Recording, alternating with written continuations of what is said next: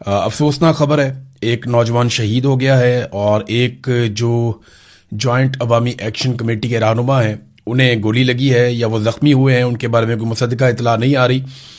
تفصیل سے یہ خبر میں آپ کو بتاتا ہوں، لیکن پہلے گلگت بلتستان میں انتخابی مہم کا وقت ختم ہو گیا اور یہ تاریخ میں پہلی مرتبہ ہوا کہ وہاں پہ ایک پولیٹیکل پارٹی کو مکمل طور پہ الیکشن سے آؤٹ کیا گیا۔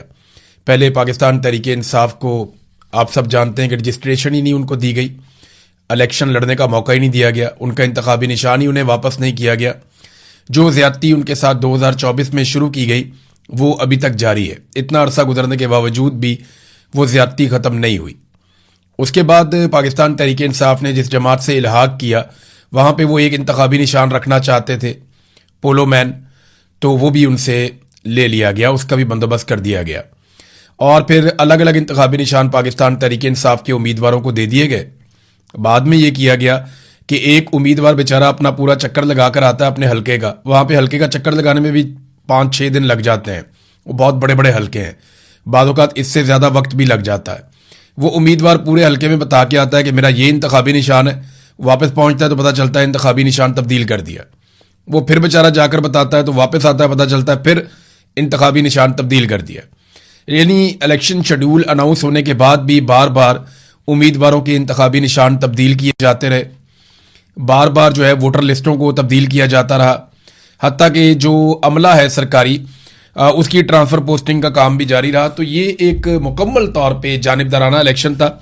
اس میں بلاول کو اور نواز شریف کو کھلی چھوٹ دی گئی کہ آپ لوگ جائیں اور جا کے جیسا چاہتے ہیں آپ ویسا کریں۔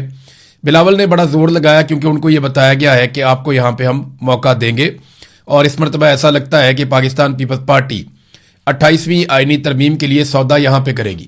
نہ صرف وہ بجٹ پاس کروائیں گے بلکہ 28ویں آئینی ترمیم بھی کروائیں گے، اور سودے بازی گلگت بلتستان پہ رکھ کر ہوئی ہے کہ گلگت بلتستان میں آپ کو حکومت بنا کر دی جائے گی۔ اب آج ہر گلگت بلتستان کے رہنے والے شہری کو، ہر ووٹر کو ایک بات اپنے آپ سے پوچھنی چاہیے۔ آج 6 تاریخ ہے، کل 7 تاریخ ہے اور آپ نے ووٹ ڈالنے کے لیے جانا ہے۔ ایک بات اپنے آپ سے پوچھئے کہ کیا آپ یہ ووٹ کسی لالچ میں تو نہیں ڈال رہے، کسی سڑک کے لیے، کسی رستے کے لیے، کسی اپنے علاقے کے ذاتی فائدے کے لیے یا کسی عمارت کے لیے آپ اس لیے تو ووٹ نہیں ڈال رہے؟ کیا کسی نے آپ کو، یعنی یہ تو آپ کا حق ہے کہ آپ کے رستے بنے، یہ آپ کا حق ہے کہ تعمیر و ترقی ہو، جو آپ کو نہیں دیا جاتا۔ کہیں ایسا تو نہیں ہے کہ آپ کو چھوٹی چیز کے لیے ووٹ ڈال رہے ہیں اور بہت بڑی چیز کو نظر انداز کر رہے ہیں؟ ہر گلگت بلتستان کے رہنے والے شہری کو، وہ بڑے آزاد ذہن کے لوگ ہیں، پڑھے لکھے لوگ ہیں، اپنی آنے والی نسلوں کی اسٹیبلشمنٹ سے آزادی کے لیے ووٹ ڈالنا چاہیے۔ آج مقابلہ اسٹیبلشمنٹ اور اینٹی اسٹیبلشمنٹ کے بیچ میں ہے۔ ایک طرف وہ لوگ ہیں جو اسٹیبلشمنٹ کے ساتھ کھڑے ہیں، جو کہتے ہیں کہ ہم اسٹیبلشمنٹ کے ہاتھ مضبوط کریں گے۔ یہ وہ لوگ ہیں جو پاکستان کے فیصلے بند کمروں میں کرتے ہیں۔ یہ وہ لوگ ہیں جن کے فیصلوں کا خمیازہ پورا پاکستان آج تک بھگت رہا ہے۔ عام آدمی آگے نہیں نکل پاتا، پاکستان کے وسائل پہ قبضہ ہو چکا ہے۔ اور دوسری طرف وہ لوگ ہیں جو اینٹی اسٹیبلشمنٹ ہیں، جن کے دماغ میں آج کے دن میں کم سے کم یہ سوچ ہے کہ اسٹیبلشمنٹ جب تک پاکستان کو کنٹرول کرے گی پاکستان آگے نہیں بڑھے گا۔ اب گلگت بلتستان کے لوگوں کی کورٹ میں بال ہے کہ وہ کس طرف پھینکتے ہیں اور کیا فیصلہ کرتے ہیں۔ یہ کھیل اب آپ کے ہاتھ میں ہے، اچھی طرح کھیلیے جیسے آپ پولو کھیلتے ہیں اور کھل کر کھیلیے۔ ناظرین، اب آ جائیں کشمیر والے معاملات میں، تو وہاں وہی ہوا جس کا ڈر تھا، گولی چل گئی، ایک نوجوان جو ہے وہ شہید ہو گیا۔ شہید نوجوان کا نام ہے شاہزیب حبیب کشمیری۔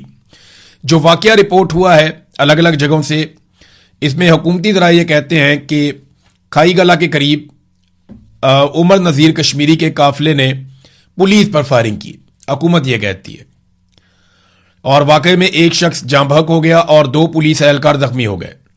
جوائنٹ عوامی ایکشن کمیٹی کا موقف ہے کہ عمر نذیر کے قافلے پر پولیس کی جانب سے فائرنگ کی گئی۔ وہ پولیس نہیں کہہ رہے، وہ کہہ رہے ہیں جی ہمارے اوپر فائرنگ ہوئی ہے، اب کس فورس نے کی ہے یہ وہ نہیں بتا رہے۔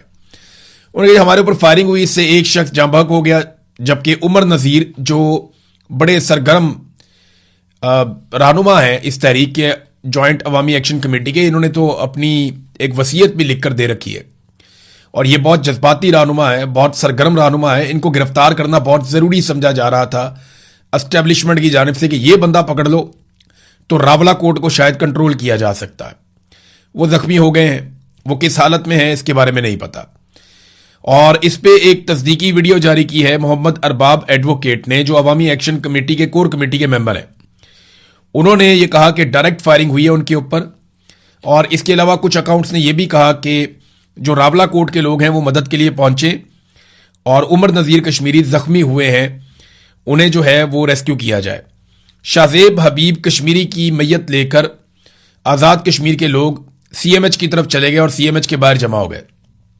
سی ایم ایچ کو بند کر دیا گیا اندر سے، اور وہاں پہ بہت بڑی تعداد میں لوگ باہر کھڑے تھے. رات کو جو میں نے مناظر دیکھے تو کشمیری جو ہے وہاں پہ تل دھرنے کی جگہ نہیں تھی، اور وہ شاہزیب حبیب کشمیری کی لاش لے کر، جو نوجوان شہید ہو گیا اس انسیڈنٹ میں، وہ وہاں پہنچ گئے ہیں.